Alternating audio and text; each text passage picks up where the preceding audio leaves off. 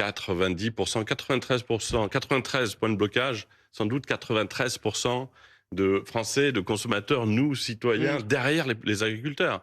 Vous vous rendre compte que il y a un acteur qui est dans un coin, dans les barrages et qu'on voit pas, c'est nous, les citoyens. Le Mercosur, quand on découvre que c'est la possibilité de voir arriver des produits qui ne seraient pas produits parce que des pesticides, bien plus qu'en France, des hormones, nous, les consommateurs, on ne veut pas de ces produits.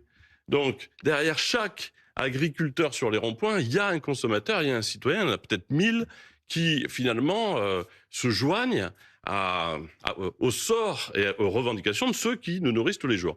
Donc alors, vraiment, il y a certains Français aussi qui veulent peut-être payer leur viande moins cher. On l'a vu sur d'autres produits textiles, par exemple avec la plateforme Chine. C'est pas tous les consommateurs. On a des chiffres. Il y a 22% de gens qui ne peuvent pas payer un peu plus cher leurs produits. Il y en a 70 qui veulent que demain, ceux qui nous nourrissent tous les jours existent encore. Vous vous rendez compte, on n'est pas en train de parler de gens qui s'amuseraient à bloquer les autres. Faire un petit détour, un Noël, depuis 20 ans pour aller en famille quelque part, alors que eux jouent leur vie avec des revendications tellement saines. Et c'est ce qu'on entend d'ailleurs quand on les interroge.